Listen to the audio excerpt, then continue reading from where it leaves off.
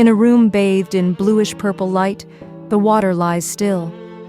Behind a wide pane of clear glass, a creature swims slowly, as if dancing in a dream. Its body reflects the light, its scales like fragments of rare metal, gleaming gold, blood red, and sometimes even shimmering with a greenish-blue hue. This is the Arowana, the water dragon of the East, believed in myth to bring fortune, a guardian between the realms of heaven and earth. But today, we are not telling a tale of myth. Today we are speaking of wounds. Wounds that do not bleed.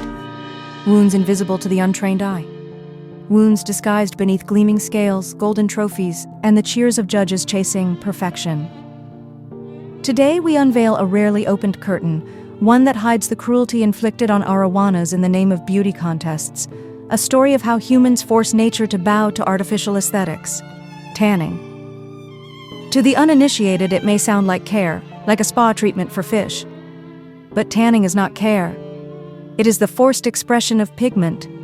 Under intensely bright lights, often pink, blue, or yellowish-white, the Arowana is placed in a narrow tank, exposed from all angles for hours each day, sometimes up to 16 hours. No rest, no place to hide, no night. Why? To make their scales appear brighter, more alive. To match the judges' standards. Golden from head to tail or blazing red across the back, colors that are forced to emerge from a body worn thin. But no body can endure such pressure forever. Cracks begin to form. Extreme tanning causes chronic stress. Arowanas may lose appetite. Their eyes may sink inward or bulge unnaturally under strain. What appears beautiful to human eyes is a burden to the fish. Do we truly love these fish? Or merely love their shimmering reflection in the glass? In the world of contests, symmetry is God. Unfortunately, not all Arowanas are born symmetrical. Some have a slightly curved mouth known as a kakil mouth, a term borrowed from Javanese wayang, referring to fierce character with a wide-open mouth and protruding teeth. In culture, kakil represents ferocity. In Arowana contests, it represents a flaw. And because this is seen as undesirable, the mouth is then corrected. Not by veterinarians, not with humane surgery, but with pliers and bare hands. The Arawana's jaw is clamped, pressed, forced straight, sometimes slowly, sometimes with a sharp jerk.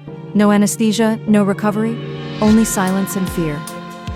The poor creature can only writhe, its eyes pleading wordlessly. But who listens?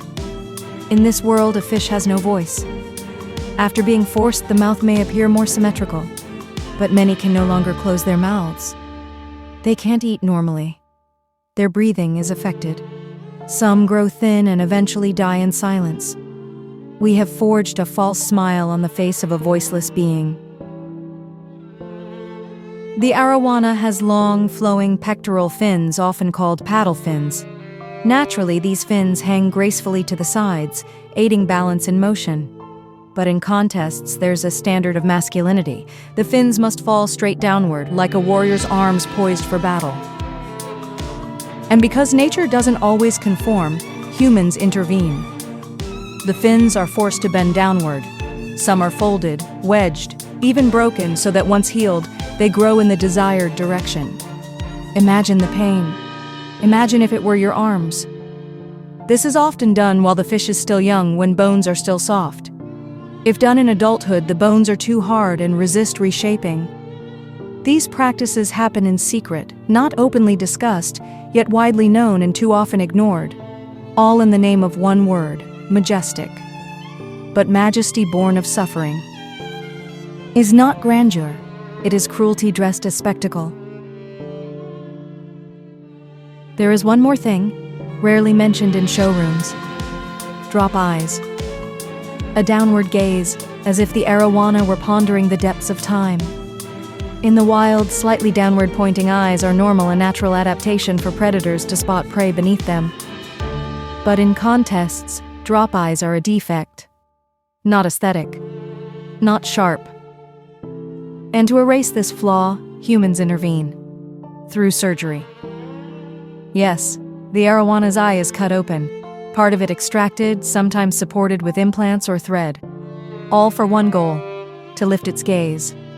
to make it look straight ahead, to look confident, they say. These procedures often cause infection, blindness, even death.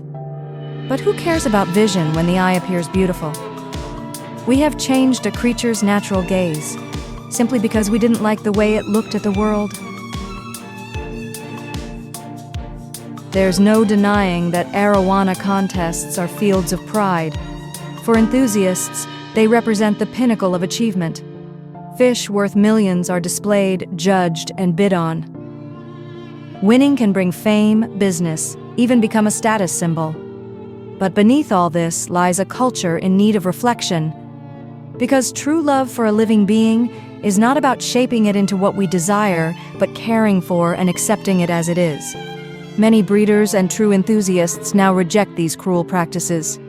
They choose the natural path. No extreme tanning, no jaw correction, no fin reshaping. They believe real beauty springs from health and sincere care. And now those small voices are growing louder. A movement is rising slowly, like roots breaking through stone. Arowanas are not just fish. They are living relics of a prehistoric age. They are heritage. They are life. They cannot say, "I'm hurt." They cannot scream when their bones are broken. They cannot cry when the tanning lights scorch their retinas. But their bodies speak. And as humans, we have a choice: to listen or to ignore. Let this video not just be something you watched. Let it be something you ponder. Because true beauty is not about how symmetrical the mouth is, how red the scales, or how proud the fins appear. True beauty is a life untouched by force or pain. And if we claim to love the Arowana, let it swim as itself. It is not the fish that should change for the contest. It is the contest that must change for the fish, because true beauty does not come from suffering.